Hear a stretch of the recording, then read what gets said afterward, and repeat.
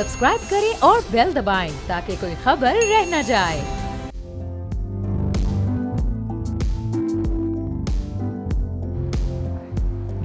अस्सलाम वालेकुम, मैं और बाब जहांगीर, आप देख रहे हैं प्रोग्राम व्यापार। पाकिस्तान स्टॉक मार्केट का आज एक और बैड मंडे रहा और हफ्ते का पहला कारोबारी रोज था। खासतौर पर ईरान और यूएस के जो टॉक्स हैं, जो डायलॉग्स हैं, उनके ख़त्म होने के बाद जो पहला फेज़ उनका ख़त्म हुआ तो ज़ाहिर है उसमें कोई बड़ा ब्रेक थ्रू नहीं हुआ, लेकिन कोई एक बड़ा डेडलॉक भी सामने नहीं आया। और अब उम्मीद यही है कि आगे आने वाले दिनों में एक और फेज़ होगा और उसमें फिर किसी पॉजिटिव आउटकम की हम उम्मीद लगा सकते हैं। लेकिन आज मार्केट ने 6,600 पॉइंट्स लूज़ किए और ये ऑलमोस्ट 4% बनता है ओवरऑल इंडेक्स का।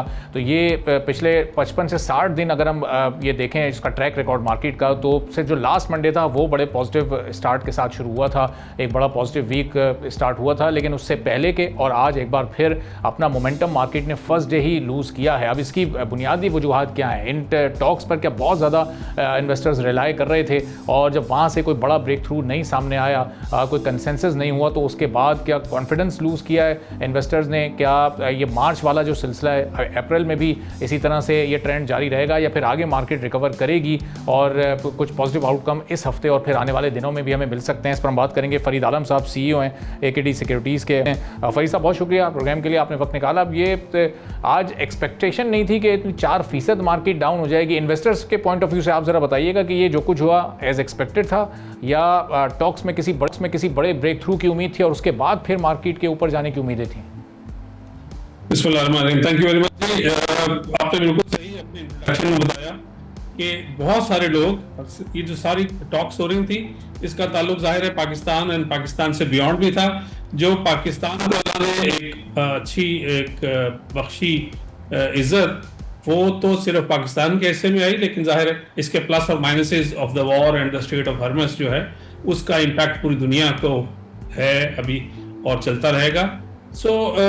जो वोलेटिलिटी है वो हमारी मार्केट में थोड़ी ज़्यादा बढ़ी हुई है आजकल। देखें, जिस तरह मैंने कहा कि ये इशू ग्लोबल है, लेकिन हमने इसको अपने से ज़्यादा अटैच कर लिया है। और जो बहुत सारे लोग हैं जो इन टॉक्स को, those who were really looking forward to it, उनको ये एहसास था कि ये एक दिन में ख़त्म होने वाली बातें नहीं हैं और दोनों ममालिक का जो एक दूसरे के साथ बातें करने पे और एक मेज पे बैठना तो बहुत दूर की बात है। दोस्त जो अपने खून के प्यासे हुए थे उनको गवर्नमेंट ऑफ पाकिस्तान और को एक शर्फ बख्शा के सब लोग यहाँ आए। इस्लामाबाद वाली रिकॉर्ड बड़ी अच्छी हुई and a lot of people came to the news flow that was being handled that day. काफ़ी सारी चीज़ों पे चीज़ें क्लियर भी हुई, बट ऑब्वियसली जिस तरह का ये मसला piece of horrors type हो गया है, it is not going to end in a day or two, and the ones who were expecting it for an accord के जो हो जाएगा वो थोड़ी ज्यादा थी।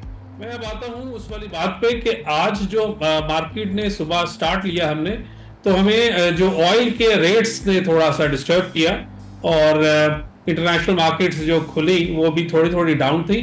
अगर एशिया को देख लें तो ज़्यादातर, चाइना तो खैर अप ही था, बहुत सारी कंट्रीज अप भी थी, लेकिन जो डाउन भी थी वो 1% से ज़्यादा डाउन नहीं थी। मैं अगर नेबरिंग इंडिया की एग्जांपल ले लूँ of the couple more countries, और हमारे नाज़रीन आजकल जो है वो खासी गौर करते हैं कि कौन से ममालिक में कितनी मार्केट की वोलेटिलिटी है।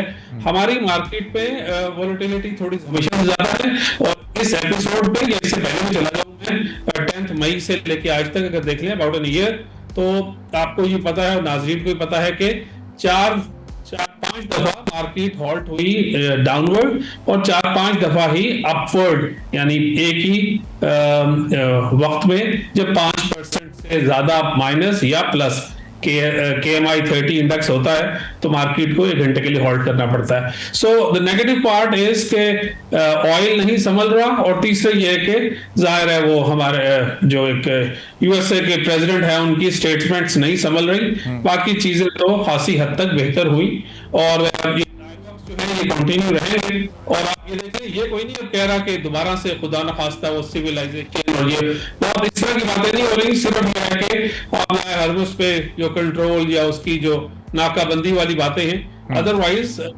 2 दिन पहले तो ये बात थी कि it is open for all, on a certain preconditions. सही। So to answer your questions, yes, volatility ज्यादा है और कोई अच्छी न्यूज आ जाएगी तो कल फिर ये दोबारा रिकवर भी कर लेगी, लेकिन आज मार्केट सारा दिन ही प्रेशर में रही। उसकी दो वजूहत मेन हुई, एक तो थोड़ी रिडक्शन थी एक म्यूचुअल फंड के पास, और दूसरा इस तरह मैंने बताया मैक्रो चीजों पे तो ऑयल की प्राइस का बढ़ना, और अभी हालांकि मॉनेटरी पॉलिसी भी बहुत दूर है, 27 अप्रैल में टाइम है, but lot of people are eyeing के अगर खुदा न खास्ता हालात इस तरह के रहते हैं तो शायद मॉनेटरी पॉलिसी में थोड़ी बहुत बढ़ावत आ जाए। सही। तो आप फैज साहब, जाहिर है जो ऑयल प्राइसेस में जो राइज आया वो तो आपने खुद ही बताया कि वो तो सबके लिए इक्वल है, अब बाकी मार्केट्स क्यों इस तरह से नीचे नहीं जा रही। हमने पिछले लास्ट 5-6 डेज़ में डिप्लोमेटिक फ्रंट पे तो बहुत कुछ अचीव किया, दुनिया भर के मीडिया में पाकिस्तान की तारीफ हुई, बातें हुई, लेकिन उसको हम कन्वर्ट क्यों नहीं कर पा रहे अपने इकनॉमिक फ्रंट पर। पाकिस्तान में तो आज बहुत ज़्यादा एतमाद की फ़िज़ा कायम होनी चाहिए थी इन्वेस्टर्स की जानिब से, जब पिछले 3-4 दिन दुनिया भर के मीडिया पर हम ही छाए हुए थे, हमारी क़यादत छाई हुई थी। जी हाँ, ये आपकी जो बात है ये एज अ दर्दमंद पाकिस्तानी और जो लोग सारे फॉलो करते रहे पूरी दुनिया से और पाकिस्तान से on the outcome of the discussion dialogue, उनको ये जान के थोड़ा अफसोस जरूर होगा अगर वो इन्वेस्टर भी है मार्केट में या इन्वेस्टर नहीं भी है और वो देख रहे हैं कि मार्केट आज 4% गिर गई। अगर 1% गिरती तो बात समझ में आती है, 1-1.5% तो समझ में आती है। जो ओवर रिएक्शन हमारी मार्केट में, हमारे यहाँ जो एक इशू है कि हम इमोशनल, हम लोगों एज अ नेशन प्लस में भी और माइनस में भी, हाँ माइनस में हम पहले से ही प्रियम्प्ट कर लेते हैं, लेकिन जो अच्छी खबर आती है उसकी खबर पे नहीं, उसके एक्चुअल रियलाइजेशन पे हम कोई पॉजिटिविटी अपनी शो करते हैं। बट आई थिंक मुझे लगता है कि आने वाले आइंदा चंद दिनों में, क्योंकि आपने अपने उसमें इंट्रोडक्शन में कहा कि मंडे फर्स्ट था और जाहिर है अगर वीक का फर्स्ट डे ही ऐसा खराब स्टार्ट हो तो मूड सारे इन्वेस्टर क्लास का थोड़ा खराब होता है और but I think in the days to come चीजें और न्यूज फ्लो पे मार्केट चलती रहेगी, बिकॉज आपको भी और मुझे भी पता है कि इस वक्त मार्केट फंडामेंटल से लॉजिक पे नहीं चल रही, ट्रम्प की स्टेटमेंट्स पे और बाकी चीजों पे चल रही है। So I think in the days to come, ceasefire है, कोई एक दूसरे के ऊपर leaving aside Israel and Lebanon issue, वो भी किसी हद तक सॉल्व हो रहा है। बाकी दुनिया साथ नहीं दे रही अमेरिका का व्हेन इट कम्स टू के स्ट्रेट ऑफ हॉर्मस के ऊपर वो जो कुछ अपना इजारादारी कायम करने की कोशिश कर रहे हैं। सो आई थिंक न्यूज फ्लो इतना बुरा इंटरनेशनल मीडिया का नहीं है जितना हमारी मार्केट ने आज प्रेशर लिया। तो फरीद साहब, ये सीज फायर तो है, लेकिन अभी अपने काउंटडाउन की तरफ जा रहे हैं ना, अब 10 से भी कम रोज़ रह गए, रोज़ एक दिन गुजरता रहेगा और वो हम 22 अप्रैल के करीब आते रहेंगे। इस दौरान स्टेटमेंट्स भी हम देखेंगे, उसकी इंटेंसिटी भी बढ़ती जाएगी। तो अब ये फिर किस तरह से बिहेव करेगी आगे मार्केट? ईरान से या अमेरिका से कोई इस तरह के स्टेटमेंट्स आते हैं, ज़रा action speaks louder than words, लेकिन वो स्टेटमेंट्स एक माहौल तो बना देते हैं ना, तो वो माहौल कैसा होगा अब आने वाले दिनों में मार्केट के लिए? देखिए, एक तो है माहौल पॉजिटिव बनना और एक है नेगेटिव, जो हमने पिछले 4-5 दिन से पहले जब ये सीज फायर हुआ उससे पहले का न्यूज फ्लो देखें, वो जितना को नेगेटिव था राइट नाउ उतना नेगेटिव नहीं है। बट यस, हम लोग एक आस लगाए बैठे हैं पूरी दुनिया अमन की कि अभी थोड़ी छोटी चीजें डीएस्केलेट होके अपने पर्सपेक्टिव में फॉल करना शुरू कर देंगी।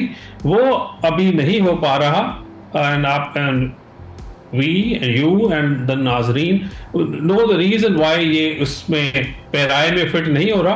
बट आई थिंक जिस तरह की चीजों में वोलेटिलिटी जब बढ़ जाती है तो नॉट ओनली द मार्केट्स, वो जो हमारी मार्केट का खासा है, जिस तरह मैंने पहले एक्सप्लेन कर दिया, न्यूज फ्लो का इससे कुछ इन्फर करना वो भी इम्पॉर्टेंट है। बिकॉज अब मंडे को, अब जो अमेरिका की जब शाम को मार्केटें खुलेंगी हमारे टाइम के मुताबिक, उसके अंदर क्या क्या एक्टिविटी होगी और उससे पहले ट्रम्प क्या स्टेटमेंट्स देते हैं, that is also going to play a role.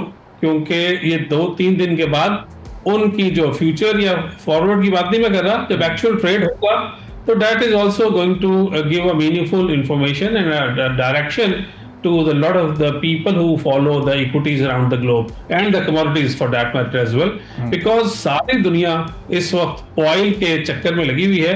और आप ये देखें कि आज वो जो ज्यादा मार्केट गिरी उसमें शायद किसी ने ऑयल के बारे में डोनाल्ड ट्रम्प से पूछा तो उन्होंने कहा कि ये भी ऐसा ही रहेगा। सो उनकी स्टेटमेंट्स खैर चेंज होती रहती हैं और अभी जब से अभी इसराइल के भी इलेक्शन बहुत दूर हैं, वो जाके नवंबर में और अक्टूबर में है, और अमेरिका के भी जो मिड टर्म है उसमें दूरी है। तो आई डोंट थिंक उनको कोई ऐसी जब उन्होंने आंसर दिया तो he had something in his mind while he was trying to answer this question, but I think still stating it कि अभी ऐसे ही रहेगा अक्टूबर नवंबर तक। वो जो उन्होंने बात की वो उसको लेके वहीं तक चले गए जहां का मैं इशारा कर रहा हूं, but I don't he must have their must be something swimming in his mind. अच्छा, एक आखिरी सवाल फरीद साहब कि ये अगर नेक्स्ट सिटिंग और डायलॉग की डेट अनाउंस हो जाती है, वेन्यू अनाउंस हो जाता है, तो उससे एक वक्ती ठहराव, एक रिकवरी वाली कैफियत आ सकती है कि वो एक पॉजिटिव खबर हो सकती है? जी बिल्कुल हो सकती है, नंबर 1। और नंबर 2, हमें तो लगता है कि उसको आने से पहले, I mean a bit earlier, a day और 2 earlier than the exact ceasefire date, कोई ना कोई आगे एक्टिविटी शुरू हो जाएगी पॉजिटिव साइड पे। और अगर खुदा न खास्ता नहीं हुई, so then the extension in the ceasefire is will be considered a positive sign. ठीक है, बहुत बहुत शुक्रिया। फरीद आलम साहब, CEO AKD सिक्योरिटीज़ हमारे साथ मौजूद थे। गुफ्तगू मार्केट ने बेहतर स्टार्ट नहीं लिया, लेकिन उम्मीद है कि आगे पॉजिटिव खबरें आएंगी तो मार्केट एक बेहतर सिमत में जाएगी और ये 4% की इस गिरावट को भी आने वाले दिनों में रिकवर कर जाएगी। एक ब्रेक लेंगे, ब्रेक के बाद वापस आएंगे तो गोल्ड और सिल्वर प्राइसेस इस जंग के बावजूद भी हम देख रहे हैं फ्लक्चुएट तो हो रही हैं, लेकिन कोई बड़ा राइज या बड़ा डिप नहीं आ रहा है। इसकी क्या वजूहत हैं, एक ब्रेक के बाद बात करेंगे।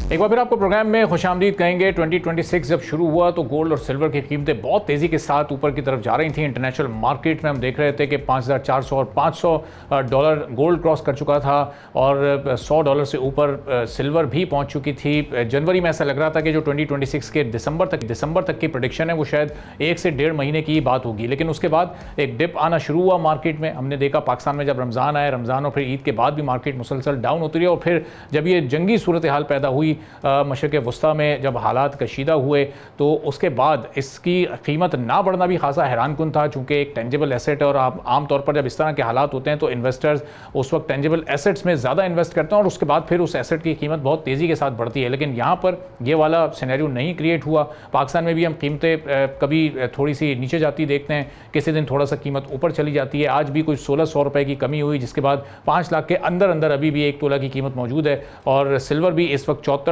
पर ट्रेड हो रही है इंटरनेशनल मार्केट में। पाकिस्तान में ऑलमोस्ट 8,000 रुपये इसकी पर तोला कॉस्ट है। तो ये क्या वजूहत बनी है कि जंग का इस टेंजिबल एसेट पर कोई ख़ास असर नहीं हुआ और अब जब डायलॉग्स का पहला फेज़ ख़त्म हुआ तो उसके बाद भी कीमत में कोई बड़ा राइज या डिप नहीं आया? इस पर हम बात करेंगे। मोहम्मद फयाज कुरैशी साहब रावलपिंडी ज्वेलर एसोसिएशन के हमारे साथ मौजूद हैं। फयाज साहब, बहुत शुक्रिया प्रोग्राम के लिए, आपने वक्त निकाला।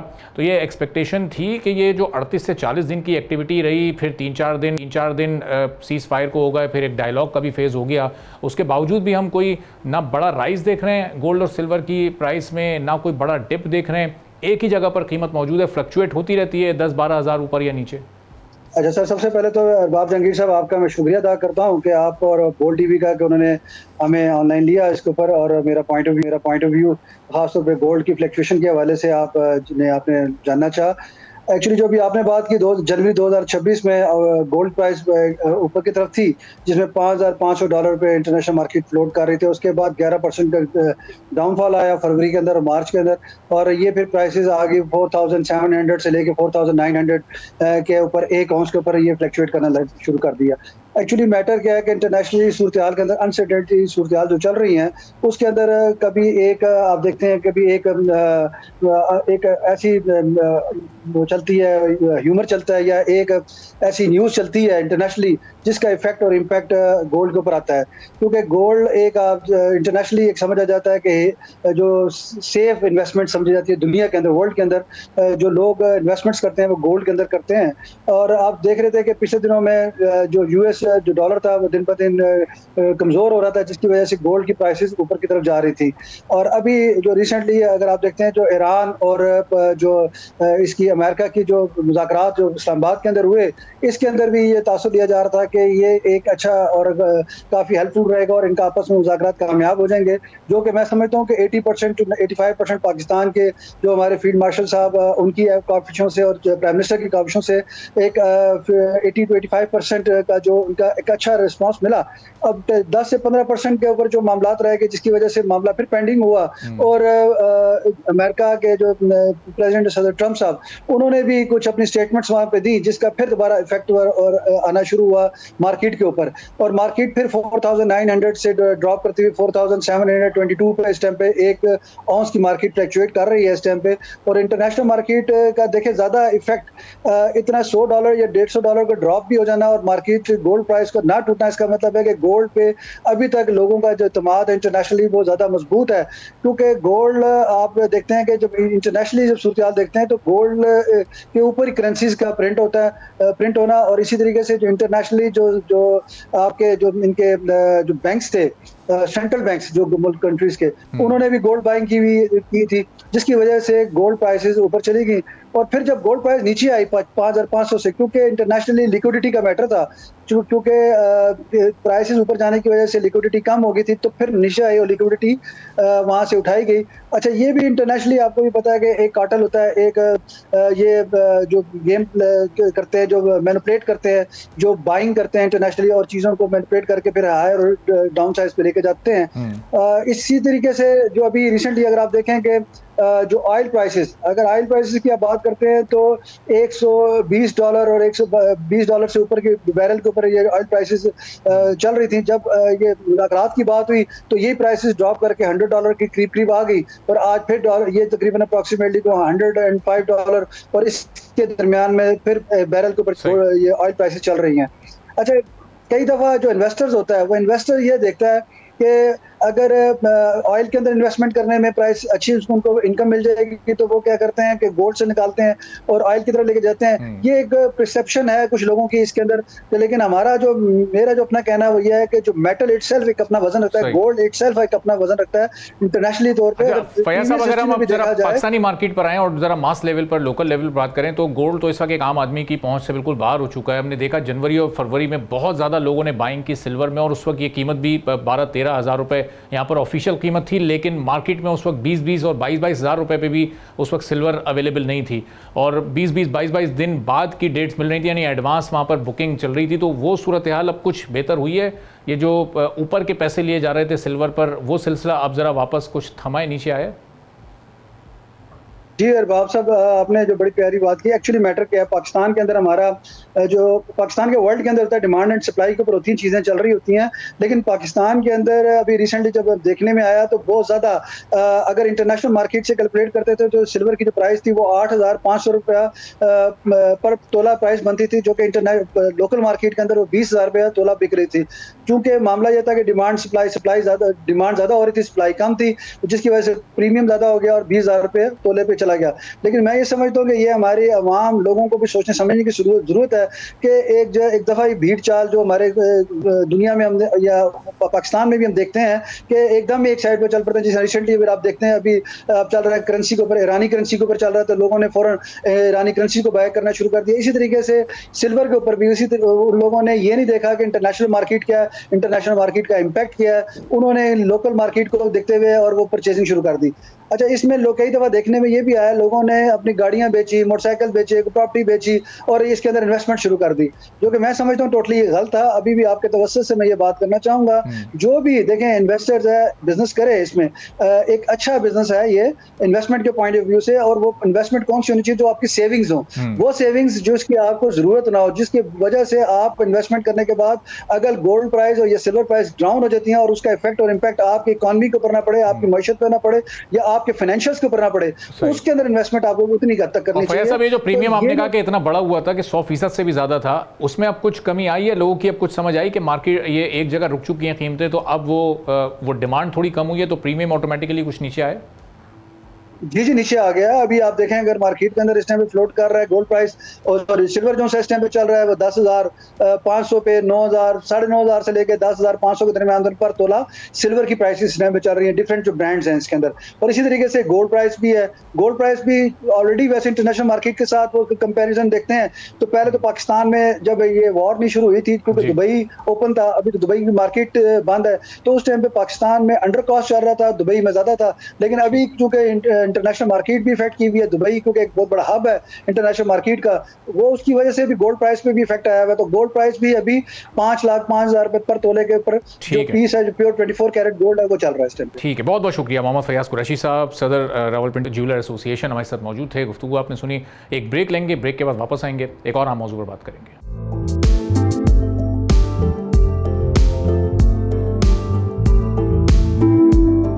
एक बार फिर आपको प्रोग्राम में खुशामदीद कहेंगे। पाकिस्तान में इलेक्ट्रिक बाइक्स की डिमांड इस वक्त बढ़ रही है और उसके साथ साथ इसकी कीमतों में भी हालिया दिनों में काफ़ी इजाफा रिकॉर्ड किया गया। और ये इजाफा एक ऐसे वक्त में सामने आया है जब पेट्रोल की कीमतों में मुसलसल उतार चढ़ाव और मशरिक़ वस्ता की सूरत हाल के बाइस सप्लाई खदशात ने कंज्यूमर्स को इलेक्ट्रिक बाइक्स की तरफ अट्रैक्ट किया है। मार्केट में इस वक्त इलेक्ट्रिक बाइक्स की कीमत 1.25 लाख रुपए से लेकर फिर ये 3.5 लाख रुपए के दरमियान में, और असेंबलर्स के मुताबिक कीमतों में इजाफे की बड़ी वजूहात में फ्रेट चार्जेस में इजाफा है। अब इसके अलावा कराची पोर्ट से अंदरूनी मुल्क ट्रांसपोर्ट कॉस्ट और इसके साथ साथ डीजल का महंगा होना भी इन फैक्टर्स में शामिल है। अब फ्यूल के महंगा होने के साथ ट्रांसपोर्टर्स ने किरायों में 30 से 60% तक इजाफा किया है, जिसने कॉस्ट स्ट्रक्चर को मजीद मुतासिर किया है। और शायद यही वजह है कि इलेक्ट्रिक बाइक्स की तलब में भी इस वक्त नुमाया में आया है। एक कंपनी ने तो सिर्फ मार्च 2026 में 7,000 से ज़ायद यूनिट्स फरोख्त किए हैं। और ये बड़ा वाज़ेह इशारा है कि कंज्यूमर्स अब ऑल्टरनेट ट्रांसपोर्ट की तरफ जा रहे हैं। इलेक्ट्रिक बाइक्स की सबसे बड़ी अट्रैक्शन उनकी मेंटेनेंस कॉस्ट है, जो कि बहुत ही कम है।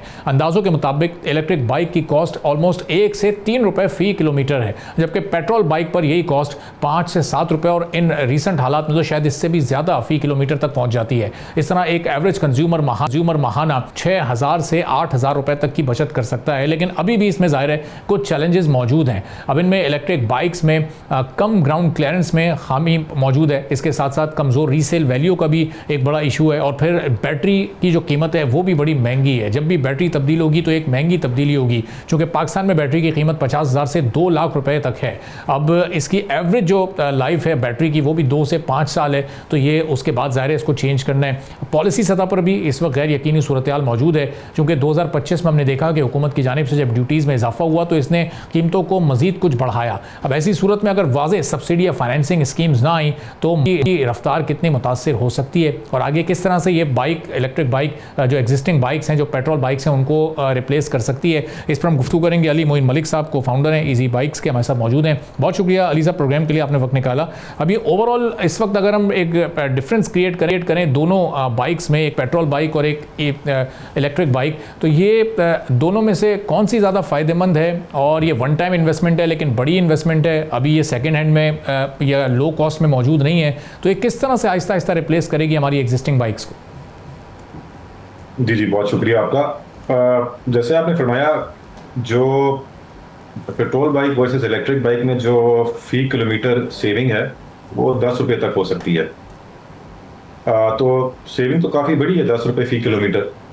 लेकिन इसका जो मेन इम्पैक्ट होगा उन लोगों पे होगा जो ज़्यादा चलाते हैं। अगर कोई शख्स 20-30 किलोमीटर दिन का चला रहे हैं तो उनकी माहाना सेविंग शायद 9,000 रुपये तक हो जाएगी। अगर वो 1.5 लाख की बाइक लेते हैं तो 16-17 महीने तो उनको लग जाएंगे सिर्फ बाइक को पे ऑफ करने में। और ये वो बाइक है जिनके अंदर लेड एसिड बैटरीज होती है, जिनको पाकिस्तान में आमतौर पे ग्राफीन बोला जाता है। तो उस टाइम तक तो बैटरी भी खत्म होगी, उनको रिप्लेस करनी पड़ जाएगी, तो शायद उनको वो रिटर्न ऑन इन्वेस्टमेंट ना मिले। लेकिन वो लोग जो बेहतर क्वालिटी बाइक में इन्वेस्ट कर रहे हैं, जो कि शायद मोटरसाइकिल की तरह होती हैं, जो आपकी टिपिकल CD70 टाइप बाइक्स होती हैं, वो यकीनन महंगी हैं, 2.5 लाख की हैं या 3 लाख की हैं, लेकिन उनकी बैटरी लाइफ भी सिग्निफिकेंटली ज़्यादा है। और ये वो लोग हैं जो आमतौर पे 60-70 किलोमीटर दिन में चलाते हैं। तो इससे उनकी एक तो return on investment with in 1 year हो जाएगी, साल के अंदर दी, और प्लस बैटरी लाइफ ज़्यादा होने की वजह से वो उसके ऊपर अगले 1-2 साल एक बहुत सिग्निफिकेंट किस्म की सेविंग कर पाएंगे। तो आई थिंक कोई भी अगर इलेक्ट्रिक बाइक लेने जा रहे हैं उनको पहले ये सोचना है कि वो दिन में चलाते कितने हैं। अगर वो 20 किलोमीटर मोटरसाइकिल चला रहे हैं तो शायद उनको इसका लॉन्ग टर्म में भी फायदा नहीं होगा। सही। और अली साहब, इसमें जो मेंटेनेंस कॉस्ट है वो सिर्फ ज़ाहिर है या तो टायर्स की होगी या ब्रेक सिस्टम की होगी या फिर वो बैटरी की होगी, और बैटरी की भी जो मेंटेनेंस है वो ज़ाहिर है 2, 2.5, 3 साल बाद वो एक ही बार बड़ी इन्वेस्टमेंट आपको उस पर करनी होगी, और कोई तो मेंटेनेंस की मद में इसमें कोई मज़ीद खर्चे शामिल नहीं है? नहीं जी, बिल्कुल आपने सही फरमाया। जो मोटरसाइकिल कैटेगरी है उसमें तो यही मेंटेनेंस होगी। जो स्कूटी वाली कैटेगरी है उसमें ऑब्वियसली मेंटेनेंस थोड़ी इस सिलसिले में आ जाती है कि जैसे आपने अपने इंट्रो में भी बताया कि क्लियरेंस कम होती है, नीचे से लग जाती है, प्लास्टिक बॉडीज होती हैं बहुत जल्दी टूट जाती हैं, जनरली ये लोअर क्वालिटी व्हीकल्स होती हैं। तो इसमें आपके जो डैमेजेस के बाद में जो आपको मेंटेनेंस करानी पड़ेगी वो शायद कॉस्ट होगी, लेकिन जो मोटरसाइकिल कैटेगरी है वो 40-50 साल से पाकिस्तान में टेस्ट हो चुकी है, तो उसमें कोई एडिशनल मेंटेनेंस नहीं होगी, कोई तेल पानी नहीं डालना पड़ेगा। वही बैटरी की मेंटेनेंस होगी, उनकी या टायर चेंज करने होंगे साल बाद, या ब्रेक्स के ऊपर उन्होंने काम करवाना होगा, जो कि एक नॉर्मल मोटरसाइकिल में भी ये खर्चे तो होते ही हैं। सर, और लॉन्ग रूट या शॉर्ट रूट पर इसकी परफॉर्मेंस अगर एक एवरेज किसी भी एक मॉडल की बात की जाए, कोई 2 लाख या 2.25 लाख रुपए खर्च करके थोड़ी सी बेहतर इलेक्ट्रिक बाइक परचेज करता है, तो उसकी परफॉर्मेंस जैसी लॉन्ग रूट पर होगी वैसे ही शॉर्ट रूट्स पर भी होगी, बड़ी सड़कों पर भी वो वैसे ही परफॉर्म करेगी? जी जी बिल्कुल, इसमें ज़्यादा फर्क नहीं पड़ना चाहिए, रूट से इतना फर्क नहीं पड़ता एज लॉन्ग एज के सिग्निफिकेंट पावर आपको डिलीवर कर रही है। तो अगर आप एक सस्ती स्कूटी ले लेंगे, शायद उसकी टॉप स्पीड 40 हो 50 हो, वो आपको लॉन्ग रूट पे जाहिर बात है तो आप स्ट्रगल कर पाएंगे क्योंकि आपको स्पीड चाहिए होती है लॉन्ग रूट के ऊपर। लेकिन अगर आप एक ट्रेडिशनल मोटरसाइकिल स्टाइल की इलेक्ट्रिक बाइक लेंगे तो टिपिकली इनकी टॉप स्पीड भी ज़्यादा होती है और इनको लॉन्ग या शॉर्ट रूट दोनों में चलाने से आपको कोई परफॉर्मेंस में फ़र्क नज़र नहीं आएगा।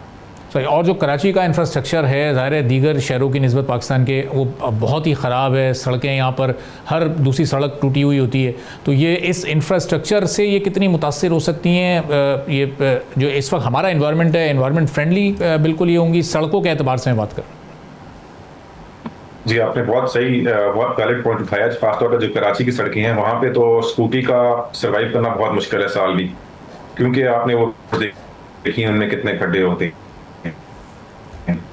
बहरहाल अगर आप मोटरसाइकिल शेप में जाते हैं तो इनके टायर्स भी बड़े होते हैं, इनके शॉक्स भी जो हैं उस हिसाब से बने जिस तरह के पाकिस्तान की रोड्स हैं। और आपने देखा कराची में मोटरसाइकिल तो चल रही है पिछले 40 सालों से, तो डैमेज तो वो भी होती है लेकिन उनमें डैमेज सिग्निफिकेंटली कम होता है।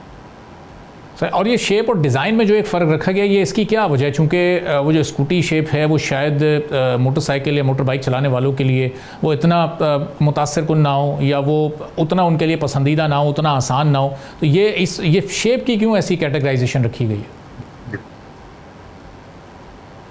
जी, इसकी असली वजह यह है कि पाकिस्तान में स्कूटी मैन्युफैक्चर नहीं होती, असेंबल होती है। तो ये बहुत आसान है, ज़्यादातर इनको ये this is a trade business कि वहाँ से हम चाइना से स्कूटी की किट फॉर्म में हम उनके पार्ट्स पाकिस्तान ले आते हैं, उन पार्ट्स को जोड़ के एक स्कूटी बना लेते हैं। अगर हम वही मोटरसाइकिल में करें तो चाइना से जो मोटरसाइकिल आती है वो अच्छी खासी महंगी होती है, स्कूटी काफ़ी सस्ती आपको मिल जाती है। पाकिस्तान में मोटरसाइकिल में जो मैन्युफैक्चर कर रहे हैं वो मोटरसाइकिल इसलिए कर रहे हैं क्योंकि वो इकोसिस्टम ऑलरेडी एग्जिस्ट करता है। बहुत ही वसी किस्म की वेंडर बेस है पाकिस्तान में मोटरसाइकिल की। दुनिया की 5वीं सबसे बड़ी मोटरसाइकिल इकॉनमी है पाकिस्तान। तो जो हमारी वेंडर बेस है वो बहुत बड़ी भी है और बहुत ग्लोबली कंपैरेटिव भी है। तो उसी वेंडर बेस को लेवरेज करके वो मोटरसाइकिल्स यहाँ पे बनाई जा सकती हैं। और इसमें खास बात यह है कि मोटरसाइकिल का अगर कोई पार्ट टूट जाता है, कोई शॉक अब्जॉर्बर खराब हो गया, मड गार्ड खराब हो गया, कोई भी पार्ट खराब हो जाए, वो पाकिस्तान के हर गाँव कस्बे में आपको उसकी स्पेयर पार्ट की रिप्लेसमेंट मिल जाती है। स्कूटी में हरगिज़ ये केस नहीं है, वो आपको कई दफ़ा तो डीलरशिप से भी उनके पार्ट्स नहीं मिलते। तो डिफरेंशिएशन जान के नेसेसरली क्रिएट नहीं की गई, वो because of the price variant, मतलब कि स्कूटी सस्ती आपको मिल जाती है और यहाँ पे आप लाख 1.5 लाख रुपए में एक स्कूटी बेच सकते हैं, लाख रुपए की भी स्कूटी आपको मिल जाती है यहाँ पे। मोटरसाइकिल आपको चाइना से नहीं मिलेगी। और सिंस दिस इज जो हमारी जो ईवी 2 व्हीलर सेगमेंट है वो प्राइमरीली डोमिनेटेड बाय असेंबलर्स है, जो कि बेसिकली मेरी नज़र में it is trade disguised as assembly.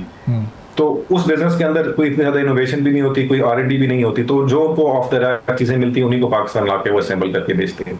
तो ये इस वजह से फर्क। अली साहब, ये जो बारिश का फैक्टर है, एक परसेप्शन ये बना हुआ है कि इलेक्ट्रिक व्हीकल चाहे वो 2 व्हीलर हों चाहे वो 4 व्हीलर हों, ये बारिश के मौसम में जब सड़कों पर कराची में और दीगर शहरों में भी आमतौर पर जब पानी खड़ा हो कोई 1-1.5 फीट, तो ये उसमें बिल्कुल फेल हैं। तो ये परसेप्शन क्या एक दुरुस्त क्रिएट हो रहा है या बारिश में भी ये मसाइल दूसरे जैसे एग्जिस्टिंग बाइक्स या कार्स हैं वही हैं, या ये उनसे भी बेहतर परफॉर्म कर सकती हैं? देखिए, ये परसेप्शन थोड़ा दुरुस्त भी है, थोड़ा गलत भी है। अगेन ये डिपेंड करता है क्वालिटी ऑफ बाइक के ऊपर। तो अगर आप एक चाइनीज स्कूटर ले आएंगे और कराची में अगर 2 फुट पानी खड़ा है उसमें से गुजारेंगे, तो वो स्कूटर बना नहीं है उस तरह उस चीज़ के लिए। ना ही उनकी उस तरह की शायद वाटर प्रूफिंग होती है, क्योंकि चाइना में तो रोड्स पे 2-2 फुट पानी नहीं खड़ा होता। However, एक अच्छी पाकिस्तान में बनी हुई बाइक होगी, अगर आप उसको पानी में गुजारेंगे तो वो 2 फुट में से गुजर भी जाएगी, क्योंकि उसकी उस हिसाब से वाटर प्रूफिंग हुई भी होगी। गाड़ियों में एक कम मसला होता है, गाड़ियों में टिपिकली बहुत अच्छी वाटर प्रूफिंग हुई भी होती है, लेकिन जैसे आप जानते हैं गाड़ी तो मैसेज की रीच से बहुत ज्यादा बाहर है। अभी सस्ते सस्ती गाड़ी भी आपको 30-40 लाख से कम तो नहीं मिलती इलेक्ट्रिक की। तो ये जो अभी ज़ाहिर पाकिस्तान में असेंबल हो रही हैं, मैन्युफैक्चर नहीं हो रही, क्या इन फ्यूचर पाकिस्तान में ऐसी पॉलिसीज़ हैं या इस बारे में सोचा जा रहा है कि ये मैन्युफैक्चर भी यहाँ हो ताकि कॉस्ट थोड़ी मज़ीद कम हो सके? जी, सोचा तो जा रहा है इसके ऊपर, लेकिन जिस तरह अभी पॉलिसी सेट हुई हुई है, इस पॉलिसी को अगर आप नजर रखते हैं तो इसमें अगर इस पॉलिसी को चेंज नहीं करेंगे तो मैन्युफैक्चरिंग के लिए कोई इंसेंटिव नहीं है पाकिस्तान में। मैं आपको एक मिसाल देता हूं कि जो सेल्स टैक्स है, अगर मैं इंपोर्ट करता हूं पूरी किट चाइना से तो मुझे 1% सेल टैक्स देना पड़ता है। अगर वही चीज़ मैं पाकिस्तान में बनाता हूं तो मुझे 18% सेल्स टैक्स देना पड़ता है। तो मुझे तो पाकिस्तान बनाने का 17% पेनल्टी पड़ जाता है ना। तो इस टाइम पे तो इस पे ज़ाहिर बात है हुकूमत बहुत ज़्यादा गौर फिक्र तो कर रही है, लेकिन as the policy stands today Pakistan में मैन्युफैक्चर करने का ईवी सिर्फ डिसइंसेंटिव ही है, इंसेंटिव कोई नहीं है। और अली साहब, जो इसकी हायर कॉस्ट है, ये अब ज़ाहिर चूँकि ये सिर्फ इस वक्त ब्रांड न्यू है, 0 मीटर ही अवेलेबल है, तो ये चीज़ कितना इस मार्केट को बड़ा होने से, आगे बढ़ने से रोक रही है? चूँकि जो पेट्रोल बाइक्स हैं वो सेकेंड हैंड भी मौजूद होती हैं, हर एक शख्स उसको कम कीमत पर भी अपनी रेंज के मुताबिक ख़रीद सकता है। यहाँ तो हर एक के पास उतनी रकम होनी चाहिए, गवर्नमेंट कोई ऐसी कोई ख़ास बड़ी सब्सिडी भी नहीं दे रही कि ये बहुत तेज़ी से लोग इसको अवेल कर सकें। जी, ये यकीनन बहुत बड़ा फैक्टर है। देखें, प्राइस में तो फ़र्क है। आपको सस्ती अच्छी क्वालिटी की इलेक्ट्रिक बाइक 2.5 लाख रुपए की मिलती है, जबकि इसी रेंज में आपको हाई जो आपकी प्रीमियम 125 सीसी मोटरसाइकिल भी मिल जाती है इसी प्राइस में। 70 सीसी बहुत सस्ती है इससे। तो ये यकीनन एक फैक्टर तो है। गवर्नमेंट ने सब्सिडीज भी अनाउंस की हैं, उसकी एग्जीक्यूशन में थोड़ा इशू आ गया, लेकिन इन थ्योरी वो सब्सिडी एक अच्छा आइडिया है, क्योंकि वो सब्सिडी जब अगर आप 80,000 रुपए की सब्सिडी मोटरसाइकिल पे अप्लाई कर देते हैं तो वो 2.5 लाख से जब 170 पे आ जाती तो वो फिर पैरिटी हो जाती है विद 70 सीसी मोटरसाइकिल। उसमें बस अनफॉर्चुनेटली बेशतर वजूहत की वजह से वो उसको एग्जीक्यूट नहीं कर पाए जिस तरह वो चाह रहे थे। बट होपफुली उससे गवर्नमेंट भी सीखेगी और उसको हमें पता है कि उसके ऊपर वो एग्रेसिवली काम भी कर रही है और इस पॉलिसी को बेहतर करने की कोशिश भी कर रही है। यस, ऑफ कोर्स, लेकिन जब तक कि अगर वो सब्सिडी को एग्जीक्यूट सही तरह कर लेते तो मेरे ख्याल से इससे बहुत ज़्यादा अपटेक में फ़ायदा होगा पाकिस्तान का डेफिनेटली। और साहब, एक तो चार्जिंग इंफ्रास्ट्रक्चर भी अभी ज़ाहिर मौजूद नहीं है, पेट्रोल पंप्स पर चार्जिंग स्टेशंस तो अभी उस तरीके से नहीं लगे हुए, तो ये घरों में ही चार्ज हो रही हैं। तो ये एक चार्ज कितने यूनिट्स में करती है, फुल चार्ज होती है, और फिर उस एक बार फुल चार्जिंग के साथ ये हर बाइक की अलग अलग पर किलोमीटर की कैपेसिटी है या तमाम बाइक्स को एक मखसूस वो रेंज देती हैं? माइलेज कितना है इनका? जी, ये वेरी करता है, लेकिन अगर एक अच्छी क्वालिटी की एवरेज मोटरसाइकिल हो, इलेक्ट्रिक बाइक हो, तो तकरीबन 2 यूनिट में चार्ज हो जाती है। 2 किलोवाट की आसपास की बैटरी होती है और इसको आपको 70-80 किलोमीटर करने चाहिए। अब कुछ ऐसी भी होंगी कि 2 किलोवाट में 90 कर देंगी, कुछ ऐसी होंगी जो 60 करेंगी। वो थोड़ा सा परफॉर्मेंस में फर्क तो होता है, पर मोर और लेस आपको 2 यूनिट के अंदर 70-80 किलोमीटर मिल जाने चाहिए। तो जहां तक आपने बात की चार्जिंग की, ज्यादातर लोग घर में ही कर रहे हैं। मेरा तो बिलीफ इसमें यह है कि हमें चार्जिंग इंफ्रास्ट्रक्चर इतनी बड़ी कोई रुकावट नहीं है इस टाइम पे, क्योंकि चार्जिंग में टाइम भी लगता है। लोग आमतौर पर घर में रात को चार्ज कर लेते हैं। अगर आपको 70 किलोमीटर 80 किलोमीटर दिन के मिल रहे हैं तो आपकी मेजॉरिटी पॉपुलेशन 50 किलोमीटर या उससे कम ही चलाती है, तो उनका प्रॉब्लम सॉल्व हो जाएगा। और खासतौर पे जाहिर बात है बहुत सा सोलराइजेशन होगी पाकिस्तान के अंदर, तो आप क्यों जाके किसी पब्लिक चार्जिंग स्टेशन में पैसे देंगे जब आप घर पे फ्री में कर सकते हैं। ठीक है, बहुत बहुत शुक्रिया अली मोइन मलिक साहब, को फाउंडर इजी बाइक, हमारे साथ मौजूद है। गुफ्तगू आपने सुनी, इसी के साथ आज के प्रोग्राम से इजाज़त दीजिए। अल्लाह हाफ़िज़।